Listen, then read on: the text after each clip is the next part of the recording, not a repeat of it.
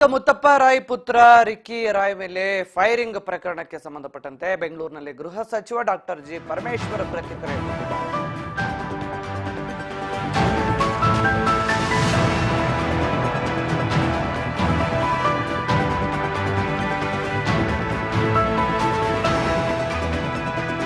ಬೆಂಗಳೂರಿನಲ್ಲಿ ಗೃಹ ಸಚಿವ ಡಾಕ್ಟರ್ ಜಿ ಪರಮೇಶ್ವರ್ ಅವರಿಂದ ಪ್ರತಿಕ್ರಿಯೆ.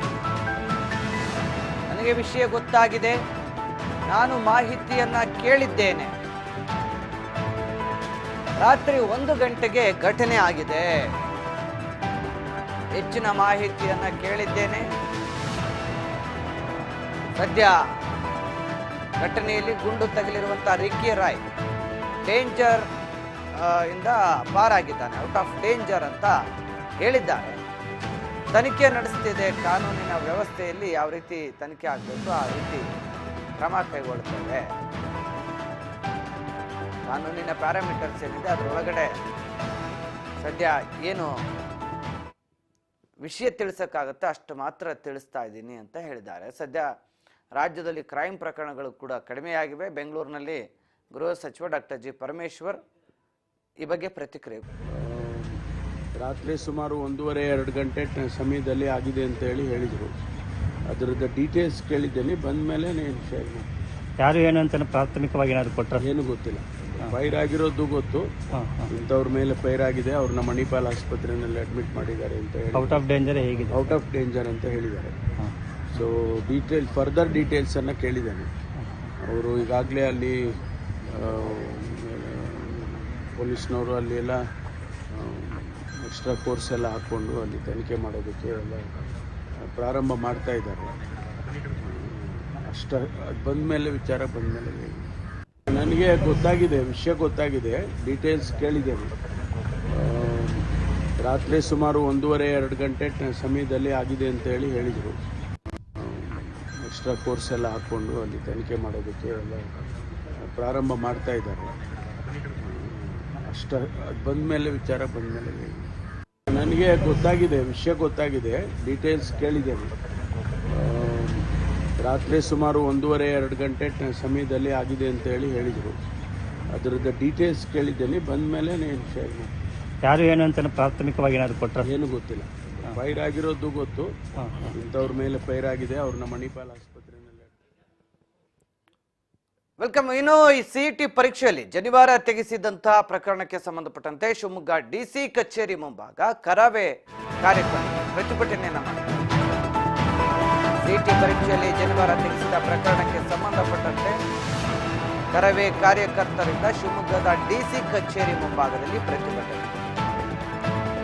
ಕರವೆಯ ಪ್ರವೀಣ್ ಶೆಟ್ಟಿ ಬಣ, ಕರ್ನಾಟಕ ರಕ್ಷಣಾ ವೇದಿಕೆಯ ಪ್ರವೀಣ್ ಶೆಟ್ಟಿ ಬಣ ಪ್ರೊಟೆಸ್ಟ್ ಅನ್ನು ಮಾಡ್ತಾ ಇದ್ದಾರೆ.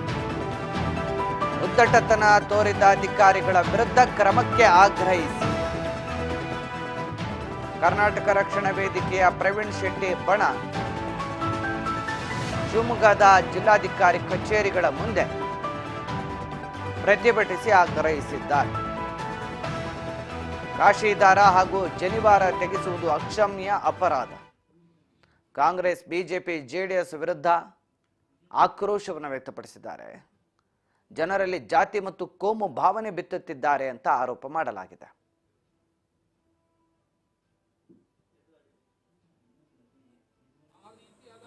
ದೊಡ್ಡ ಸಂಪ್ರದಾಯ ನಮ್ದು. ಈ ಸಂಪ್ರದಾಯವನ್ನ ಸಚಿವರುಗಳು ಆಗ್ಲಿ ಯಾವ ಶಾಸಕರಾಗ್ಲಿ ಇದ್ರ ಬಗ್ಗೆ ಒಂದು ಕವಡೆ ಕಾಸು ಕಿಮ್ಮತ್ತಲ್ಲೂ ಕೂಡ ನೀವು ಮಾತಾಡಿಲ್ಲ. ಅದು ಅವ್ರ ಪರವಾಗಿದ್ರೆ ನಾನು ಕ್ಯಾಮ್ರಾ ಇಟ್ಟಿದ್ದಕ್ಕೆ ಸಣ್ಣ ಮಕ್ಕಳಾಟ ಅಂತ ಹೇಳಿದ್ರಿ.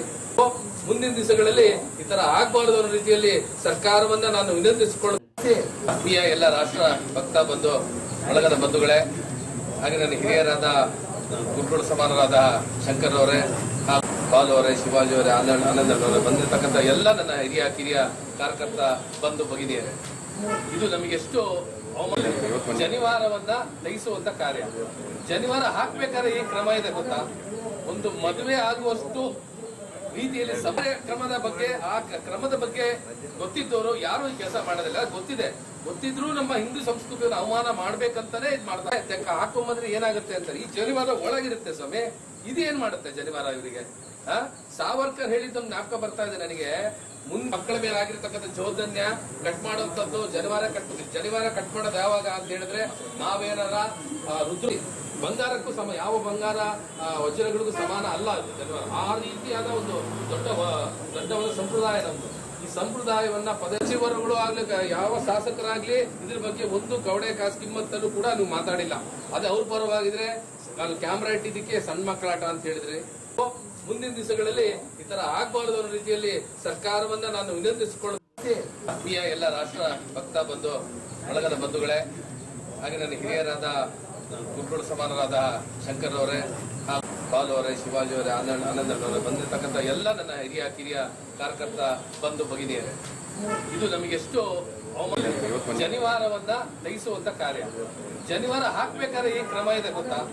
ಒಂದು ಮದುವೆ ಆಗುವಷ್ಟು ರೀತಿಯಲ್ಲಿ ಸಮಯ ಕ್ರಮದ ಬಗ್ಗೆ ಗೊತ್ತಿದ್ದವರು ಯಾರು ಈ ಕೆಲಸ ಮಾಡೋದಿಲ್ಲ. ಗೊತ್ತಿದ್ರು ನಮ್ಮ ಹಿಂದೂ ಸಂಸ್ಕೃತಿಯನ್ನು ಅವಮಾನ ಮಾಡ್ಬೇಕಂತಾನೆ ಇದು ಮಾಡ್ತಾರೆ. ಹಾಕೊಂಬಂದ್ರೆ ಏನಾಗುತ್ತೆ ಅಂತ. ಈ ಜನಿವಾರ ಒಳಗಿರುತ್ತೆ ಸ್ವಾಮಿ, ಇದೇನ್ ಮಾಡುತ್ತೆ ಜನಿವಾರ ಇವರಿಗೆ? ಸಾವರ್ಕರ್ ಹೇಳಿದ್ದೊಂದು ಜ್ಞಾಪಕ ಬರ್ತಾ ಇದೆ ನನಗೆ. ಮುಂದೆ ಮಕ್ಕಳ ಮೇಲೆ ಆಗಿರ್ತಕ್ಕಂಥ ಜವಾಬ್ದಾರಿಯ ಕಟ್ ಮಾಡುವಂತದ್ದು ಜನಿವಾರ ಕಟ್ ಮಾಡೋದು ಯಾವಾಗ ಅಂತ ಹೇಳಿದ್ರೆ